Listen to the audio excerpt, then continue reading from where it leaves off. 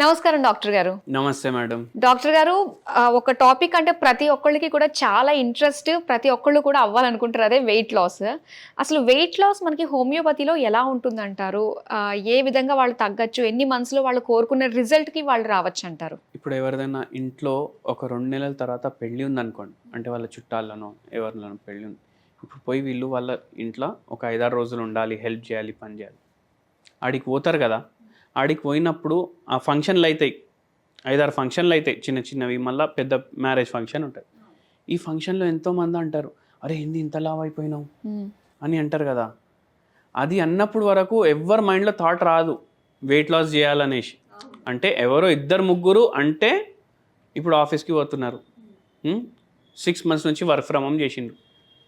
మళ్ళీ ఇప్పుడు పోవాలి ఆఫీస్‌కి. పోయినప్పుడు అరే ఏంది లావు అయిపోయినావు ఇంత, ఏమైపోయింది అని అన్నప్పుడే మనకు థాట్ వస్తుంది వెయిట్ లాస్ చేసుకోవాలి. ఎందుకంటే అది కాస్మెటికలీ మన బాడీకి ఎఫెక్ట్ చేస్తుంది అనేసి.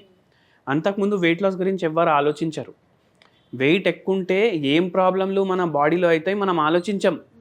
మనకు ఎవరైనా ఇట్లా ఎంబారెస్ చేస్తే అరే వెయిట్ లాస్ చేసుకోవాలి ఎందుకంటే అందరు అంటున్నారు నేను చాలా లావ్ అయిపోయినా అని అప్పుడు ఆ థాట్ స్టార్ట్ అవుతాయి జనరల్గా మనం చూసుకుంటే. అవును. కానీ వెయిట్ మన బాడీని ఏం చేస్తుంది నేను చెప్తాను. ఫస్ట్ అసలు వెయిట్ లాస్ ఎందుకు అవ్వాలి చెప్తాను.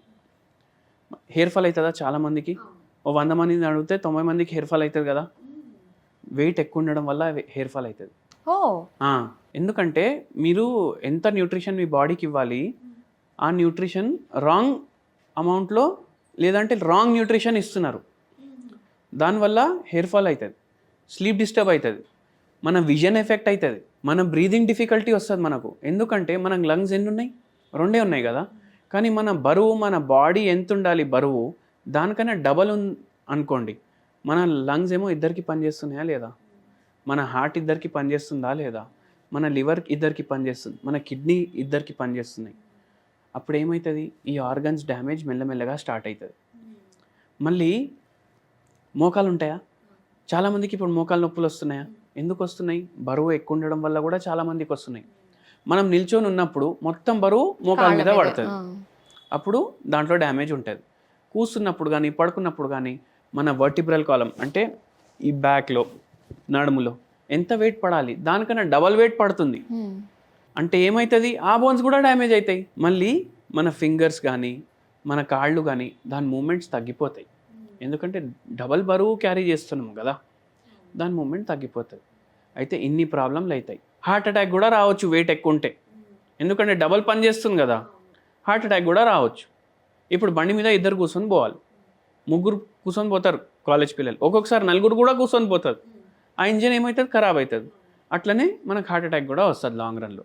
సో ఇన్ని ప్రాబ్లమ్స్ ఉంటాయి వెయిట్ ఎక్కువ ఉండడం వల్ల. ఇప్పుడు వెయిట్ ఎందుకు పెరుగుతున్నాం దానికి కూడా కారణాలు ఉంటాయి. ఏముంటాయి?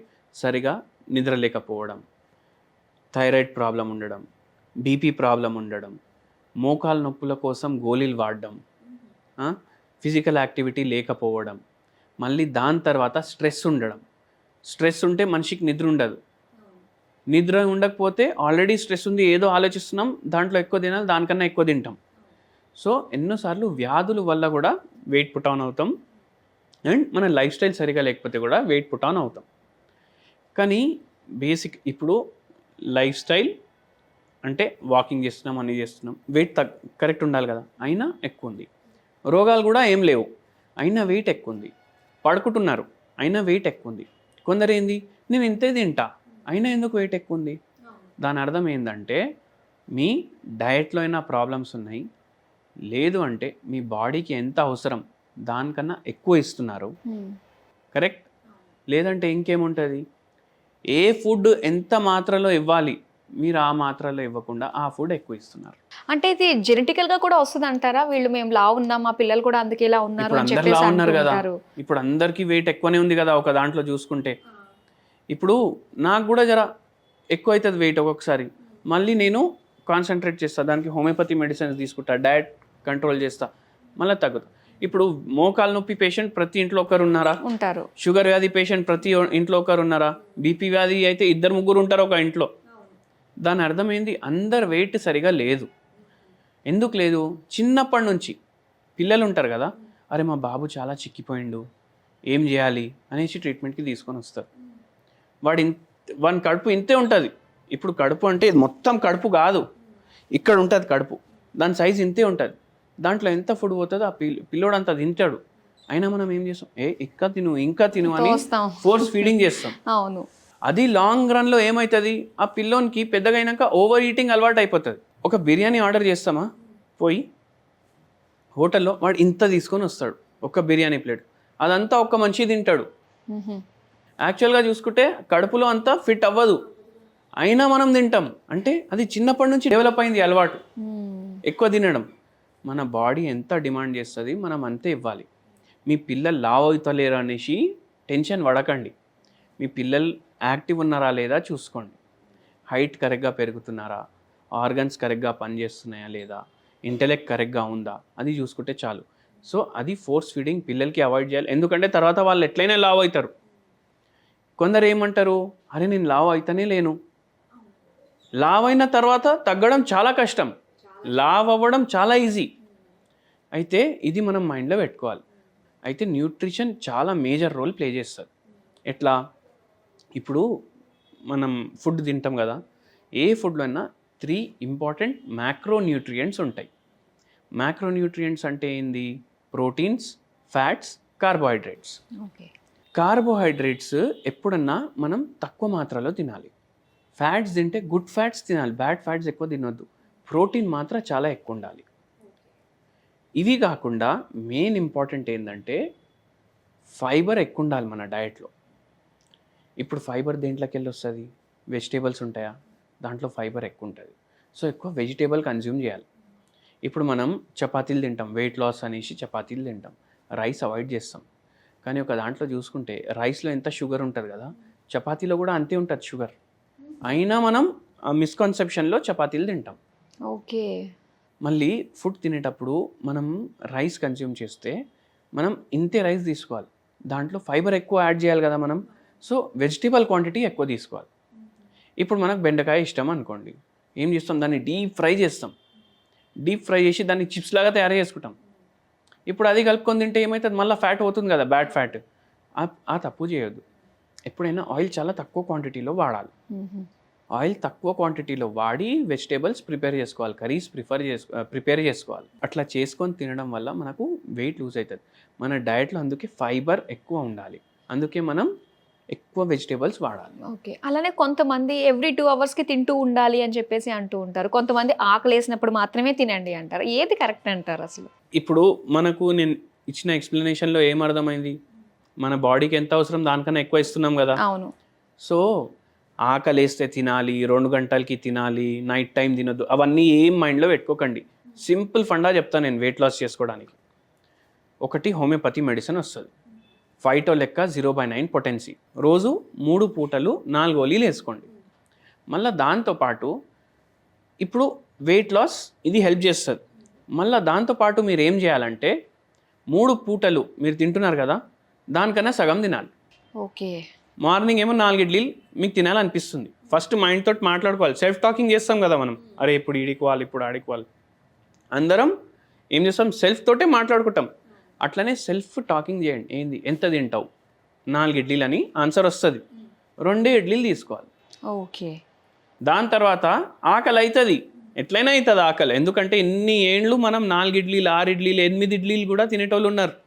కానీ మనం 2 ఇడ్లీలు తినాలి, దాంతో ఆపేసేయాలి. ఓకే. మళ్ళీ మధ్యాహ్నం మీకు ఆకలి అయితేనే ఉంటుంది ఎట్లయినా. మధ్యాహ్నం మీకు రైస్ తినాలనిపిస్తుంది, ఇంత రైస్ తినాలనిపిస్తుంది, ఇంతే రైస్ తినాలి, దానికి సగం. ఇప్పుడు మీరు దాన్ని ఫైబర్ తోటి కాంపన్సేట్ చేస్తారంటే చేసుకోండి. ఎందుకంటే ఫైబర్లో క్యాలరీస్ తక్కువ ఉంటాయి, కార్బోహైడ్రేట్స్ తక్కువ ఉంటాయి, దాంతో మేనేజ్ చేసుకోండి. మళ్ళీ నైట్ టైం ఎంత తినాలనిపిస్తుంది దానికన్నా సగం. కానీ ఏం మైండ్లో పెట్టుకోండి అంటే నైట్ టైం మీరు తింటున్నారంటే మీ డయట్లో మిలెట్స్ ఎక్కువ ఉండేటట్టు చూసుకోండి. ఇప్పుడు చపాతీ తినాలనిపిస్తుంది, తినకండి, మీరు జొన్న రొట్టె తినండి. అట్లా తింటే మనం గ్రాడ్యువల్గా వెయిట్ లాస్ చేసుకుంటాం. కానీ ఒక్కొక్కసారి ఏమవుతుంది, వ్యాధుల వల్ల వెయిట్ లాస్ అవుతలేదు, లేదంటే నాకు ఎక్సర్సైజ్ చేయాలని అంటారు డాక్టర్లు కొందరికి, వాళ్ళు చేయలేకపోతారు ఎందుకంటే మోకాలు నొప్పులు ఉన్నాయి. సో అటువంటి వాళ్ళకి మన దగ్గర మనం ట్రీట్మెంట్ ఇస్తాం. అలానే కొంతమంది ఉంటారండి, ఇప్పుడు మీరు అన్నారు కదా, మీరు తినేదానికంటే సగమే తినండి అని చెప్పేసి, కానీ వాళ్ళకి ఏంటంటే అలవాటు పడిపోయి ఉంటుంది కాబట్టి ఆకలి ఇంకా ఇంకా వేస్తూ ఉంటుంది. సో దాన్ని ఎలా కట్ చేయొచ్చు అంటారు? కొందరు కాదు, ఇప్పుడు నేను ఈ డైట్ చెప్పినా కదా, ఫస్ట్ డే అట్లా చేస్తే అందరికి ఆకలి అవుతుంది, సెకండ్ డేకి ఆ బాడీ ఏమో అలవాటు చేసుకోవడం స్టార్ట్ చేస్తుంది. మీకు హార్డ్లీ 3 to 4 days కష్టం ఉంటుంది, దాని తర్వాత ఆటోమేటికలీ బాడీ అలవాటు అయిపోతుంది. ఎందుకంటే ఇప్పుడు ఈ ఫ్యాట్ బర్నింగ్ కూడా స్టార్ట్ అయిపోయింది. ఓకే. సో అట్లా వాళ్ళు వెయిట్ లాస్ చేసుకోవచ్చు. ఓకే. ఏమన్నా ఈ వెయిట్ లాస్కి ఇంట్లో ఉండి చేసుకునే హోమ్ రెమెడీస్ ఏమైనా ఉన్నాయంటారా?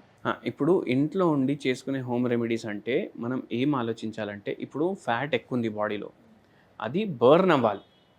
ఇవి చేసుకుంటే ఇవి చేయాలి, ఇవి చేసుకోకుండా ఓన్లీ ఆ హోమ్ రెమెడీ తీసుకున్నాం అనుకోండి, ఏం వెయిట్ లాస్ కాదు, ఇంకా ఎక్కువ ఆకలి అవుతుంది. సో ఏం చేయాలంటే యాంటీ ఆక్సిడెంట్ రిచ్ ఫుడ్స్ తీసుకోవాలి. యాంటీ ఆక్సిడెంట్ రిచ్ ఫుడ్స్ ఏం హెల్ప్ చేస్తాయి?